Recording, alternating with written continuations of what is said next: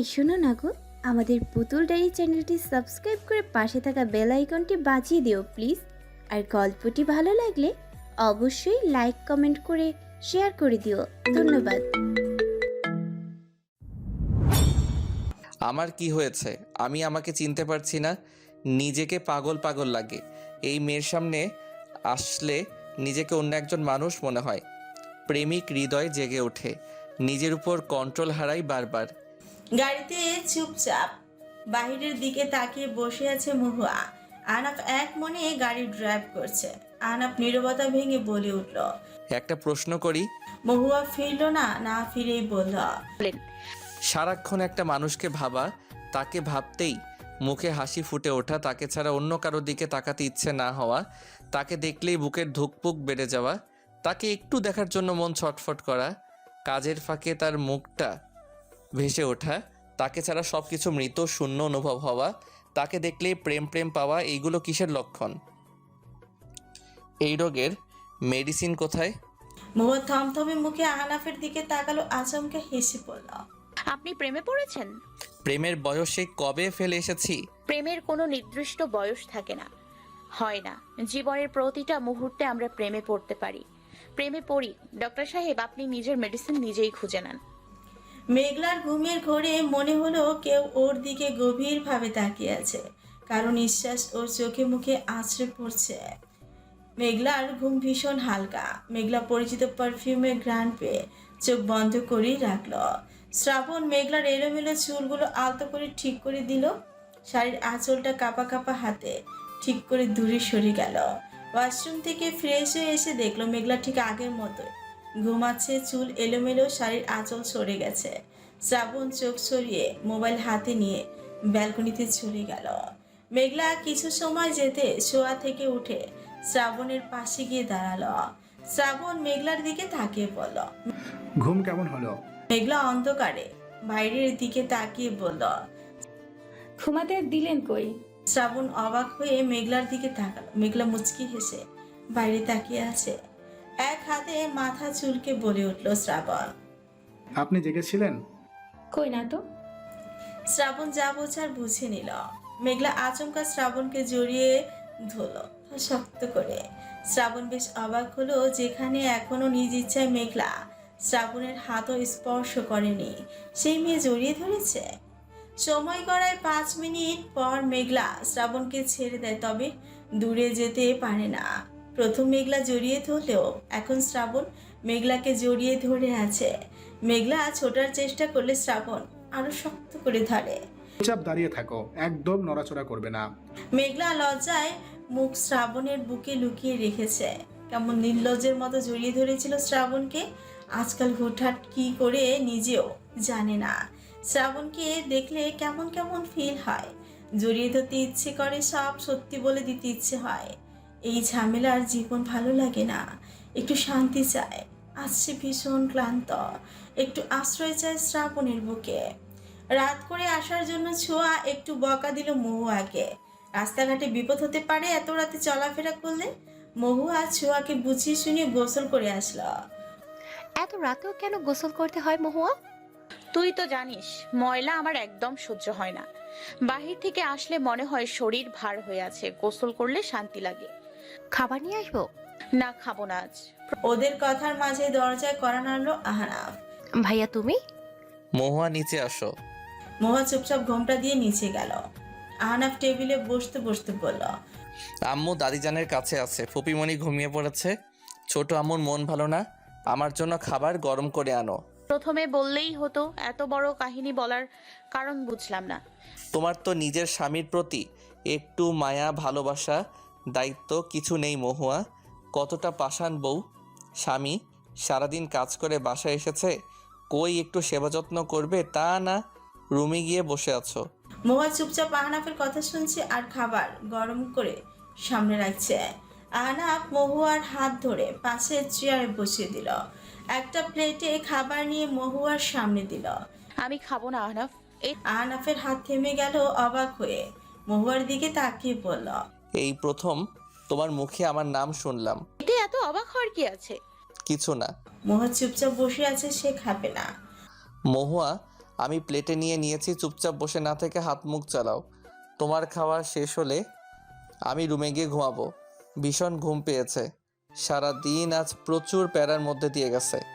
মহুয়া বাধ্য হয়ে খাবারের হাত দিল, কিন্তু আহনাফের সামনে খেতে লজ্জা লাগছে। আহনাফ হয়তো বুঝতে পারলো, মোবাইল বের করে মোবাইলের দিকে তাকিয়ে রইল। খাওয়া শেষ করে সব গুছিয়ে মহুয়া নিজের রুমে যাওয়ার সময় আহনাফ মহুয়ার হাত ধরে নিজের রুমে নিয়ে দরজা লাগিয়ে দিল। মহুয়া ফ্রুকুচকে তাকাতে আহনাফ দুষ্টু হেসে মহুয়ার দিকে এগিয়ে আসলো। আহনাফের হাসি দেখে নিজের অজান্তে মহুয়া দুপা পিছিয়ে গেল। আহনাফ মহুয়ার একদম কাছে এসে মহুয়ার মুখের দিকে হাত বাড়ালো। মহুয়া দরজার সাথে ধাক্কা খেয়ে থেমে গেল। আহনাফ মহুয়ার পেছন থেকে রুমাল নিয়ে আবার সোজা হয়ে দাঁড়িয়ে মহুয়ার দিকে তাকিয়ে বলল, তুমি কি ভেবেছিলে? আমাকে রুমে কেন এনেছেন? দরজা খুলেন, কেউ দেখলে। দরজা লাগানো কেউ কিভাবে দেখবে মহুয়া? দিন দিন চার দেওয়ালের মধ্যে থেকে বুদ্ধি হাঁটুতে চলে আসছে।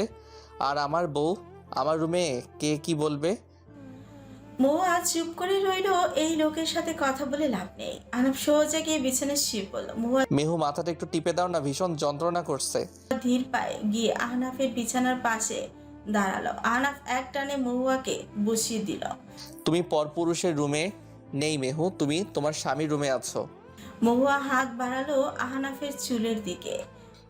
যত্ন করে ভালোবেসে চুল টেনো, আবার দেখো সব যেন হাতে না চলে আসে। এই চুল আমার ভীষণ প্রিয়। আমি ঘুমালে ডাক দিবে না? মহুয়া হাসলো আহনাফের কথা শুনে। ধীরে ধীরে দরজা খুলে এক নারী প্রবেশ করলো। শাড়ির আঁচল কোমরে গুজে হাতের ছুরিটা শক্ত করে চেপে ধরল। ড্রিম লাইটের আলোয় বিছানায় দিকে এগিয়ে গেল। কাঁথা গায়ে দেওয়া কাউকে দেখেই রাগে ঘৃণায় চোখ জ্বলে উঠল। শরীরের সমস্ত শক্তি দিয়ে ছুরিটা বুকে ঢুকিয়ে দিয়ে বসিয়ে দিল। পরপর কয়েকবার ছুরি বসিয়ে তাকালো, ছুরিতে রক্ত নেই কেন? পেছনে কেউ দাঁড়িয়ে আছে। আস্তে করে পেছন ফিরে ভয় বিছানায় পড়ে গেল। ভয় পেয়েছো? ভেবেছিলাম তুমি আসবে আমার ভালোবাসার টানে। নারীটি ভয়ে কাঁপা কাঁপা হাতে ছুরির সামনে ধরল। আমাকে খুন করতে এসেছিলে নিজের স্বামীকে? নীরু, তুমি ঠিক আগের মতোই বোকা হয়ে গেছো। আমাকে মারাতে এত সহজ? আমি একদিন তোমাকে নিজ হাতে খুন করব। পারবে ভালোবাসার মানুষের বুকে ছুরি বসাতে? তোমার বুকে বসবে না? বুক কাঁপবে না? হঠাৎ নিরুপমা শব্দ করে হেসে উঠল। হাসতে হাসতে হু হু করে কেঁদে উঠল। আমি তোমার ভালোবাসা আর তোমার বুকে আজ থেকে 20 বছর আগে ছুরি বসিয়েছি, তাও কিভাবে বেঁচে গেলে? আফজাল সিগারেট ঠোঁটে চেপে বারান্দায় চলে গেল। নিরুপমা সেখানে বসে কাঁদতে শুরু করলো। সকাল থেকে আফজালের মন বেশ ফুটফুটে। আমেনা বেগম স্বামীকে চা দিয়ে আফজাল সাহেবের জন্য চা বানালেন। নিরুপমা আমেনা বেগমের হাত থেকে চা নিয়ে ড্রয়িং রুমে আসলেন। আফজাল হাসলো নিরুপমার দিকে তাকিয়ে। বিনিময় নিরুপমা মুচকি হাসলো। আজাদ চৌধুরীও চা শেষ করে উঠে গেলেন। নিরুপমা আফজালের দিকে চা বাড়িয়ে দিল।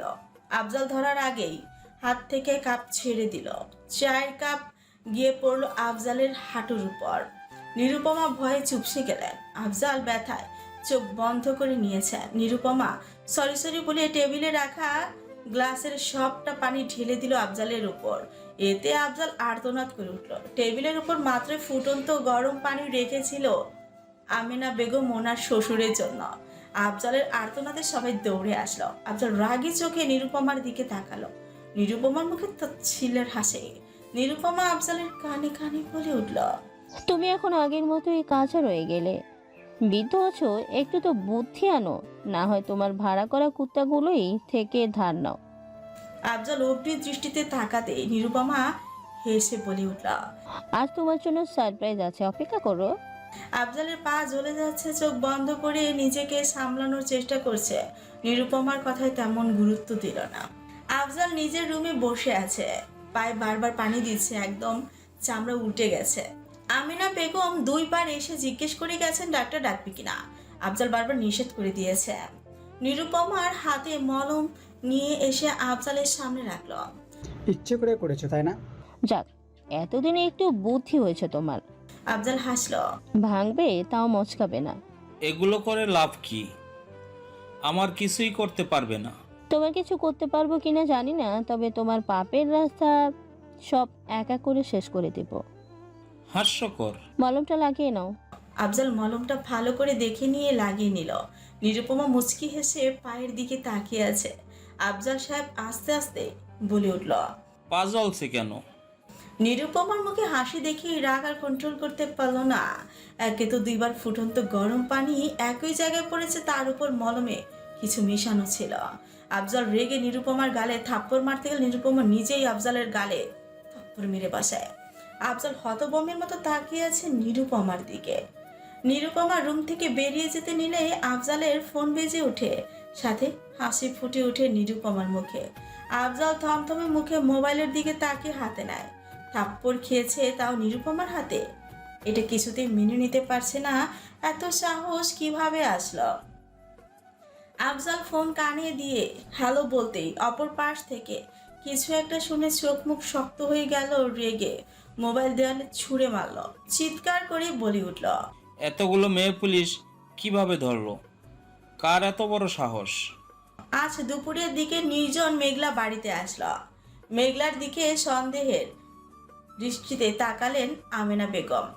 আজকাল তোমাদের দুজনকে সবসময় একসাথে দেখা যায়। আমার ছেলেকে ফাঁসিয়ে শান্তি হয়নি তোমার, এখন দেবরের সাথেও? মেঘলা অপমানে মাথা নিচু করে নেয়। নির্জন অবাক হয়ে বলে, কি বলছো বড়? তুমি চুপ থাকো। আঙ্কেল জ্ঞান সব তো পকেটে নিয়ে রাখো। আক্কেল জ্ঞান সব তো পকেটে নিয়ে রাখো। নিজের মায়ের অবস্থা দেখেছো? দিনকে দিন ঘর বন্দি হয়ে যাচ্ছে। এর মধ্যে এমন কাজ করো না যেন একদম শেষ হয়ে যায়। বড়াম্মা, তুমি একটু বেশি ভেবে ফেলছো। আমি অন্ধ নই। আজ বাসার মানুষের চোখে পড়েছে, কাল বাইরের মানুষ বলাবলি শুরু করবে। মেঘলা লজ্জায় মাথা নিচু করে দাঁড়িয়ে আছে। সে কিছুতেই শাশুড়ির সাথে তর্ক করতে চায় না। অবশ্য শাশুড়ি ভুল কিছু বলছে না, ওদের সতর্ক হওয়া প্রয়োজন ছিল। আন্টি, আপনি যেমন ভাবছেন তেমন কিছুই না। নির্জনের ছোট একটা অ্যাক্সিডেন্ট হয়েছে, সেই জন্য হসপিটালে আমি মেঘলাকে কল দিয়ে ডেকেছিলাম। আমেনা বেগম পেছন ফিরে সাজ্জাদকে দেখলেন। আরে সাজ্জাদ, অনেকদিন পর আসলে। সাজ্জাদ হেসে আমেনা বেগমের দিকে তাকালো। আমেনা বেগম চিন্তিত হয়ে নির্জনের দিকে তাকালো। এতক্ষণ রাগের বশে খেয়াল করা হয়নি, হাতে পায়ে ব্যান্ডেজ করা, কপালেও কেটে আছে। কিভাবে হলো এইসব? গাড়ি অ্যাক্সিডেন্ট হয়েছিল বড়াম্মু, তবে বেশি কোনো সমস্যা হয়নি। আমেনা বেগম নির্জনের কপালে হাত রেখে দেখছে। হাত পা দেখে রেগে বলে উঠল, বারবার তোর বড় আব্বু নিষেধ করেছে এইসব জিনিস না, এসব নিস না, তাও তুই এটাই নিলি। কি করেছিস শরীরের? এদিকে আয়। নির্জনকে সোফায় বসিয়ে ভালো করে পর্যবেক্ষণ করছে আর বকছে। সাজ্জাদ মেঘলার পাশে গিয়ে দাঁড়ালো। মেঘলা? ভাবি? কেন, নাম ধরে বললে সমস্যা? ভাবি ডাকটা সুন্দর, আর ভাইয়ের বউকে ভাবি বলে। সাজ্জাদ মেঘলার দিকে কিছু সময় তাকিয়ে রইল, হেসে বলে উঠল, আপনার জন্য একটা জিনিস এনেছিলাম। আমার জন্য? সাজ্জাদ একটা প্যাকেটে মোড়ানো ব্যাগ মেঘলার হাতে দিল। মেঘলা খুলতে চাইল, সাজ্জাদ এখন খুলতে নিষেধ করল। নিজের রুমের দরজা থেকে দাঁড়িয়ে ড্রয়িং রুমের সব দেখছে আফজাল। ঈগল চোখে তাকিয়ে রইল মেঘলার দিকে। এতদিন মেয়েটাকে সন্দেহ না হলে আজ ভীষণভাবে রহস্যময় লাগছে। এসব কিছুর পিছনে নির্জন আছে, আর নির্জনের পেছনে কে? মেঘলা। আফজাল মনে মনে 6-9 কষলে এক পর্যায়ে কাউকে কল দিয়ে বলল, আজকের মধ্যে এই মেয়ের বায়োডাটা চাই। মহুয়া আহনাফের সামনে দাঁড়িয়ে আছে। আহনাফ অবাক হয়ে মহুয়ার দিকে তাকালো। মহুয়া রাগী দৃষ্টিতে আহনাফের দিকে তাকিয়ে চোখ অন্যদিকে করে নিল। ডক্টর সোনিয়া বেশ লজ্জে পড়ে গেলেন। এমন কিছু হবে জানলে এই সময় আহনাফের কাছে আসতেন না। আহনাফ শান্ত কণ্ঠে বলে উঠল, মহুয়া বসো। মহুয়া হাতের টিফিন বক্স রেখে চুপচাপ বসল। ডক্টর সোনিয়া কিছু বলতে চাইলে আহনাফ থামিয়ে দিল। ডক্টর সোনিয়া, আপনি এখন আসেন, আমরা বাকি কথা পরে বলবো। মহুয়ার আগে রিরি করে বলে উঠল, এখন প্রেম আলাপ করলে তো আমি শুনে ফেলবো। আহনাফ মনে মনে হাসছে মহুয়ার মুখ দেখে। ডক্টর সোনিয়া চলে যেতে আহনাফ চেয়ার ছেড়ে মহুয়ার সামনে এসে বসলো। মহুয়া অন্যদিকে তাকিয়ে আছে। আমার বউ দেখি ভীষণ হিংসুটে, এটা ঠিক না। উদার মনের ডক্টর আহনাফ চৌধুরীর বউ এত কিপটে? কিপটে না, ভীষণ জেলাস। মহুয়া মুখ ভেঙচি কেটে বলে উঠল, মোটেও না। তাহলে তো ভালোই হলো, আমার আর কিছু বলতে হবে না, শুধু শুধু প্যারা নিচ্ছিলাম। আহনাফ উঠে দাঁড়ালো। মহুয়া অভিমানী সুরে বলে উঠল, আপনি ওই মেয়ের সাথে কি করছিলেন? প্রেম করছিলাম, ঘরের বউ একজন পাশানি, সেই জন্য বাহিরে প্রেম খুঁজতে হয়। মহুয়ার আগে ফুঁসে উঠল। সব ছেলেরাই এক।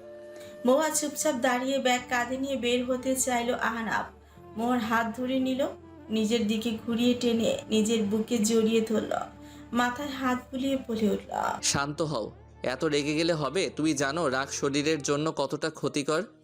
জানতে হবে না আমার, ছাড়েন। যার কাছে প্রেম খোঁজেন তাকে গিয়ে জড়িয়ে ধরেন। তুমি তো আমাকে ভালোবাসো না, পছন্দ করো না, স্বামী হিসেবে মানো না, তাহলে জ্বলছে কেন? এত জেলাস কেন? আমি মোটেও জেলাস না। আচ্ছা, মেনে নিলাম জেলাস না, তাহলে আমি প্রেম করতে পারি?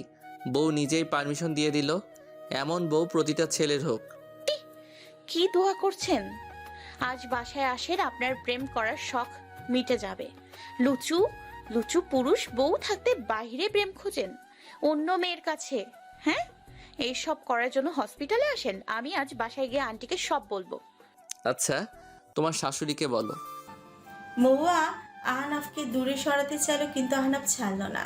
শুনো সোনিয়া, একটা কাজে আমার কাছে এসেছিল, কথা বলতে বলতে চোখে কি যেন পড়েছে, এখানে তো আর কেউ নেই, তাই বাধ্য হয়ে আমি চোখ দেখতেছিলাম, তুমি দরজার কাছে ছিলে, তাই উল্টাপাল্টা ভেবেছো।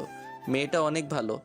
মহুয়া শুনল আহনাফের কথা, সে আহনাফকে বিশ্বাস করে, আহনাফ মিথ্যে বলে না।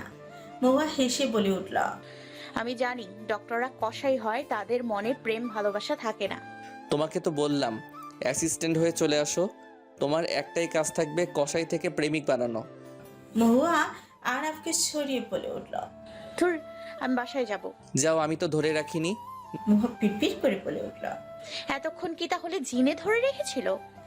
আহনাফ হেসে বলে উঠল, না, আমার আত্মায়। রাতে শ্রাবণ বাসায় আসলো, সোফায় বসে পানি খেয়ে চোখ বন্ধ করে নিল। আফজাল নিজের রুম থেকে কুড়িয়ে কুড়িয়ে বের হয়ে আসলো, শ্রাবণের পাশে বসে টুকটাক কথা জিজ্ঞেস করলো অফিসের বিষয়ে।